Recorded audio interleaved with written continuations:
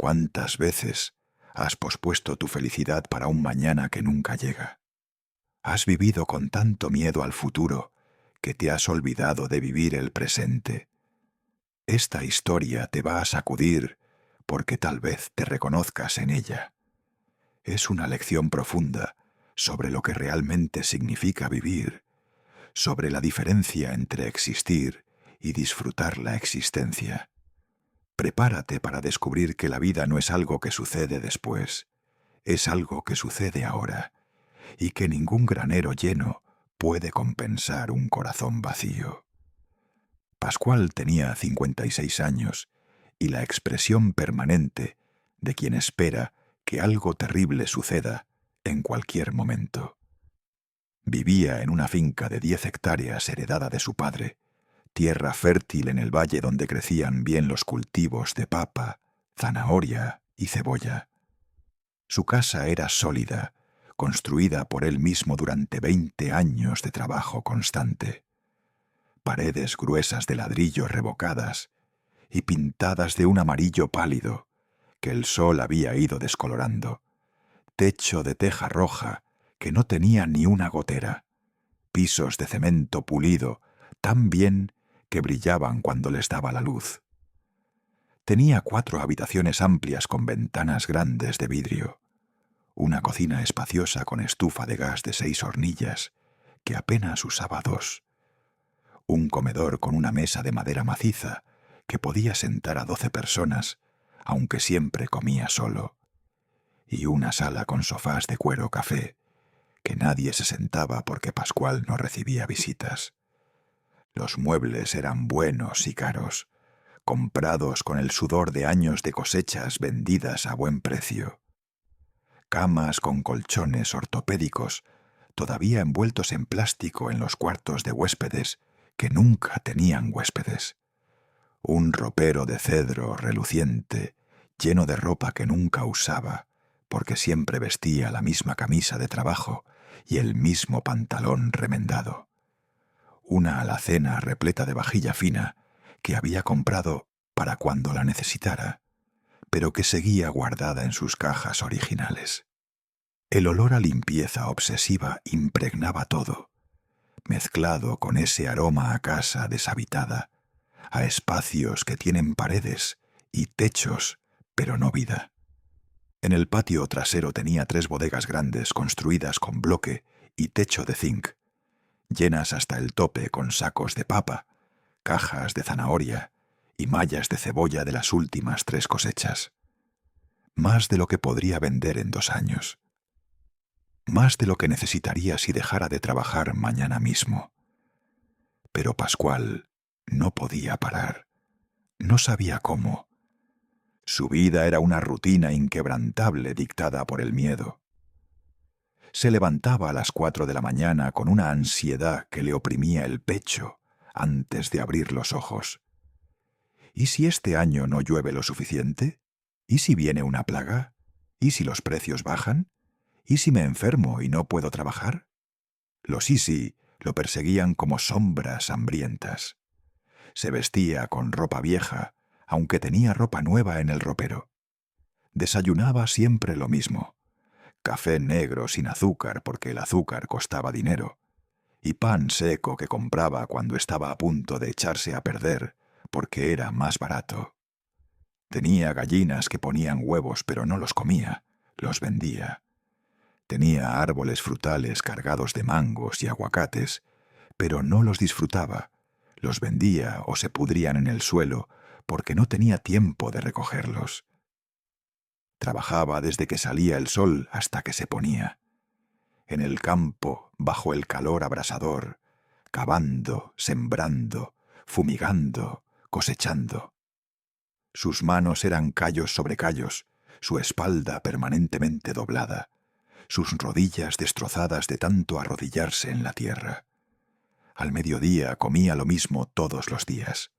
Arroz blanco y frijoles, nada más, porque era lo más económico y llenaba. Por la noche, exhausto, se sentaba en su cocina bajo una bombilla tenue, contando el dinero del día en un cuaderno gastado donde llevaba sus cuentas con letra temblorosa. cada centavo registrado, cada gasto justificado, cada ganancia guardada en el banco para ese futuro incierto que lo aterraba. No tenía amigos porque las amistades tomaban tiempo y el tiempo era dinero. No iba a fiestas del pueblo porque las fiestas eran gastos innecesarios. No cortejaba a ninguna mujer porque una familia significaría más bocas que alimentar, más responsabilidades, más riesgo. Vivía en una prisión autoimpuesta, construida con barrotes de miedo y candados de por si acaso. Su vida era un ejercicio constante de prepararse para desastres que nunca llegaban, de acumular para necesidades futuras que nunca se materializaban, de posponer cualquier placer presente por una seguridad futura que se sentía cada vez más lejana. Pascual no vivía, sobrevivía, y llevaba 30 años haciéndolo. Una tarde de agosto, mientras Pascual trabajaba solo en su campo de papa, bajo un sol que le quemaba la nuca, apareció un hombre caminando por el sendero que dividía su propiedad. Era joven, tal vez 30 años, con una mochila al hombro y esa mirada brillante de quien viaja sin destino fijo. Pascual lo miró con desconfianza inmediata. Los extraños significaban problemas. Problemas significaban pérdidas. Pérdidas significaban... Pero el joven ya estaba cerca, sonriendo con una calidez que Pascual no recordaba haber visto nunca. «Buenas tardes, señor», dijo el joven con voz amable. «¿Podría darme un poco de agua? He caminado mucho y tengo sed». Pascual quería decir que no. Quería señalar el camino al pueblo y enviarlo lejos. Pero algo en la mirada del joven, algo en su propia sed reflejada en los ojos del extraño, lo hizo asentir. «Venga a la casa». Caminaron en silencio hasta la casa amarilla pálida. Pascual le dio agua del grifo en un vaso de plástico viejo, observándolo mientras bebía con una gratitud visible que lo hacía sentir incómodo. «Muchas gracias, señor», dijo el joven después de vaciar el vaso. «Es usted muy amable». «Ya puede irse», respondió Pascual con brusquedad, queriendo que ese momento terminara. Pero el joven miró alrededor, notando la casa grande, los campos extensos, las bodegas llenas visibles desde el patio. «Tiene usted una finca hermosa. Debe estar muy orgulloso». Pascual gruñó algo ininteligible. ¿Orgulloso? No sentía orgullo, sentía cansancio, sentía miedo constante, sentía el peso de mantener todo esto funcionando. El joven se sentó sin invitación en el borde del porche, dejando su mochila a un lado. «¿Puedo preguntarle algo, señor? ¿Disfruta lo que hace?» La pregunta tomó a Pascual completamente desprevenido. Nadie le había preguntado algo así jamás. ¿Disfrutar? ¿Qué significaba eso? «Trabajo», respondió secamente. «No hay tiempo para disfrutar. Hay que trabajar». «¿Para qué?», preguntó el joven con genuina curiosidad. «Para tener seguridad, para no pasar hambre, para estar preparado». «¿Preparado para qué?» «Para lo que venga», respondió Pascual, sintiendo cómo la irritación crecía dentro de él. «Para tiempos malos, para cuando ya no pueda trabajar, para emergencias». El joven asintió pensativo, mirando los campos verdes que se extendían ante ellos. «Y cuando llegue ese momento para el que se está preparando, ¿qué hará? ¿Disfrutará entonces?» Pascual frunció el ceño, molesto por la pregunta incómoda. «Entonces podré descansar tranquilo sabiendo que tengo suficiente. Pero, señor, dijo el joven con gentileza, ¿cuánto es suficiente? Tiene bodegas llenas, una casa grande, campos productivos. ¿No es eso ya suficiente? ¿Cuándo será el momento de disfrutar lo que ha construido? Las palabras golpearon a Pascual como piedras. Sintió algo extraño en el pecho, una mezcla de rabia y algo más profundo, algo que se parecía peligrosamente a la tristeza. Quería echar al joven de su propiedad. Quería gritarle que no entendía nada de la vida, de las responsabilidades, del trabajo duro, pero las palabras no salían, porque en el fondo, muy en el fondo, una voz pequeña susurraba: «Tiene razón». «No entiende», logró decir finalmente con voz ronca. «El mundo es peligroso. Hay que estar preparado. No se puede andar disfrutando cuando en cualquier momento todo puede venirse abajo». El joven lo miró con compasión genuina, no con lástima, sino con entendimiento. «Mi padre era como usted», dijo suavemente. «Trabajó toda su vida preparándose para disfrutar cuando se retirara. Acumuló, ahorró, se negó a cada pequeño placer. ¿Y sabe qué pasó? Murió 2 semanas después de jubilarse. Un infarto masivo. Nunca disfrutó un solo día de todo lo que construyó. Nunca tomó esas vacaciones que planeaba. Nunca compró ese libro que quería leer. Nunca se sentó a ver un amanecer sin preocuparse por cuánto tiempo estaba perdiendo. Murió rico en cosas, pero pobre en vida vivida». Pascual sintió como algo se quebraba dentro de él. Las palabras del joven resonaban en lugares que había mantenido cerrados durante décadas. Sintió como las lágrimas, esas extrañas, desconocidas, le picaban los ojos. «¿Y qué se supone que haga?», preguntó con voz quebrada. «¿Que deje de trabajar? ¿Que me ponga a perder el tiempo?».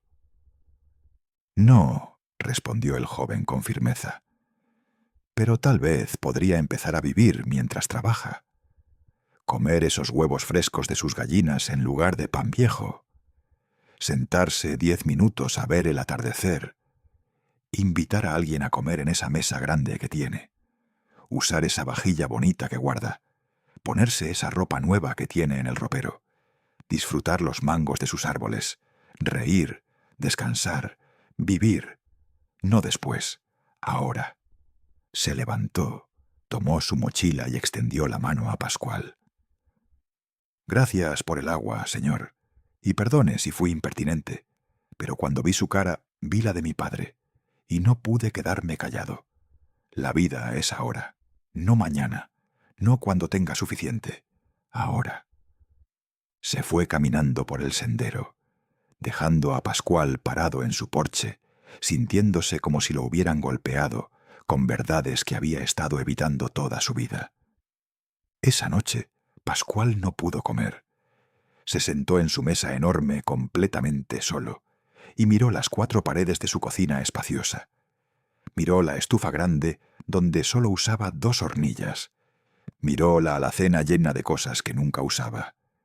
Miró su vida entera reflejada en esa cocina, grande, equipada, preparada, pero vacía.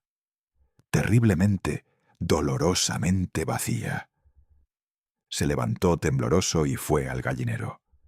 Tomó 2 huevos frescos, todavía tibios.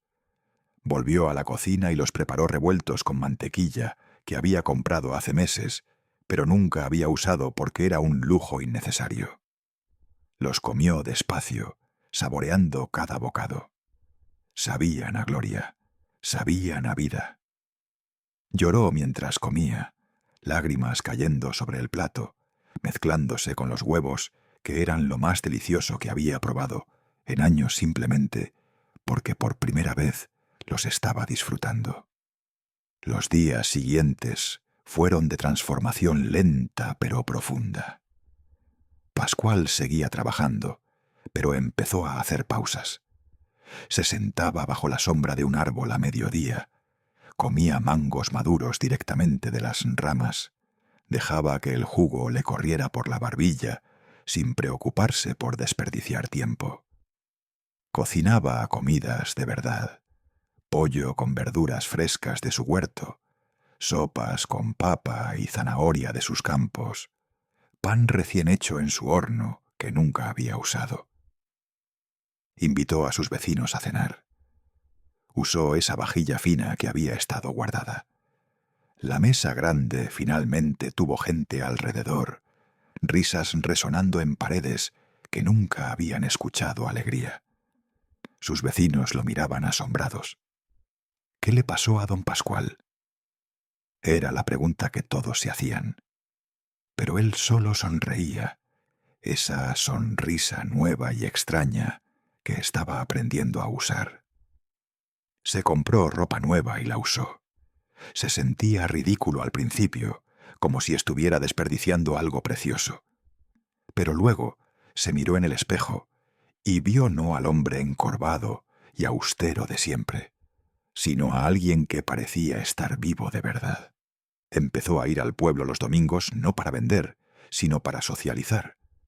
Tomaba café en la plaza con otros campesinos, hablaba, reía, compartía historias. Conoció a una viuda llamada Elena, que tenía una pequeña panadería. Ella tenía 52 años, ojos amables y una risa contagiosa que hacía que algo en el pecho de Pascual se sintiera cálido y extraño. Empezó a visitarla, a comprar pan, que no necesitaba solo para tener excusa de hablar con ella. 6 meses después, Elena estaba sentada en el porche de la casa amarilla pálida junto a Pascual, viendo el atardecer pintar el cielo de naranjas y púrpuras. Él había trabajado ese día, pero solo hasta el mediodía. La tarde la había pasado con ella, preparando juntos una cena que ahora hacía que la casa entera oliera a hogar en lugar de a museo. ¿Sabes qué es lo extraño?, dijo Pascual tomando la mano arrugada de Elena. Tengo menos dinero en el banco que hace un año. Vendo menos cosechas porque trabajo menos horas. Como más, gasto más, comparto más. Y soy más feliz de lo que he sido en toda mi vida. Elena apretó su mano con ternura. Porque estás viviendo, Pascual. Finalmente estás viviendo. Y tenía razón. Pascual había pasado 30 años acumulando seguridad, preparándose para un futuro aterrador, negándose cada placer del presente. Y todo ese tiempo había estado muerto en vida, un fantasma habitando una casa grande y vacía. Pero ahora que había aprendido a disfrutar, a soltar el miedo, a vivir en el presente en lugar de solo prepararse para el futuro, descubrió algo asombroso. La vida que había estado persiguiendo había estado ahí todo el tiempo, esperando a que él simplemente la agarrara. No dejó de ser responsable, no dejó de trabajar, no se volvió irresponsable o descuidado, pero encontró balance. Aprendió que la seguridad no está en cuánto acumulas, sino en cuánto disfrutas lo que tienes, que el miedo al futuro no puede robarte el presente, que una vida bien vivida vale más que cualquier bodega llena. Un año después de aquel encuentro con el joven viajero, Pascual estaba casado con Elena. Ella se había mudado a la casa amarilla, trayendo consigo plantas, música, risas y vida. La casa que había sido un mausoleo se convirtió en hogar. Los cuartos de huéspedes finalmente tenían huéspedes cuando los hijos de Elena visitaban con sus nietos. La vajilla fina se usaba cada domingo. El comedor grande escuchaba conversaciones y carcajadas. Y Pascual, el hombre que había vivido con miedo durante décadas, finalmente entendió lo que significaba estar vivo. A veces pensaba en el joven viajero. ¿Había sido real? ¿Un ángel disfrazado? ¿Un mensajero enviado específicamente para sacudirlo de su sopor? No lo sabía, pero estaba eternamente agradecido, porque ese extraño le había dado el regalo más valioso: la verdad de que la vida no es algo que sucede después de que estés suficientemente preparado. La vida es ahora, hoy, en este momento. Y si no la vives ahora, nunca la vivirás. Las bodegas seguían llenas, pero ahora Pascual compartía generosamente. Los campos seguían productivos, pero ahora trabajaba con alegría en lugar de ansiedad. El dinero seguía llegando, pero ahora lo gastaba en experiencias, en comidas compartidas, en pequeños lujos que hacían la vida más dulce. Y descubrió algo extraordinario. Mientras más compartía, más disfrutaba, más vivía, más abundancia llegaba. No solo material, sino del tipo que realmente importa: amor, amistad, alegría, paz. Porque al final, Pascual aprendió que el verdadero miedo no debería ser quedarse sin recursos. El verdadero miedo debería ser llegar al final de tu vida y darte cuenta de que nunca viviste, que pasaste todos tus días preparándote para un mañana que nunca llegó, y te perdiste todos los ayeres que se convirtieron en nunca. La vida no está en lo que acumulas, está en lo que disfrutas. No está en cuánto guardas, está en cuánto compartes. No está en cuán preparado estás para el futuro, está en cuán presente estás en el ahora. Y Pascual, después de 56 años de estar muerto en vida, finalmente aprendió a vivir. Y ese aprendizaje lo transformó todo. Si esta historia te recordó que la vida es ahora, no después, que ningún granero lleno puede compensar un corazón vacío, que el miedo al futuro no puede robarte el presente, compártela con alguien que está posponiendo su felicidad para un mañana que tal vez nunca llegue. Dale like y suscríbete para seguir recibiendo historias que nos enseñan que vivir no es solo sobrevivir, no es solo acumular, no es solo prepararse. Vivir es disfrutar cada día como el regalo que es, porque eso es exactamente lo que es: un regalo que no viene con garantías de mañana, solo con la certeza de la hora.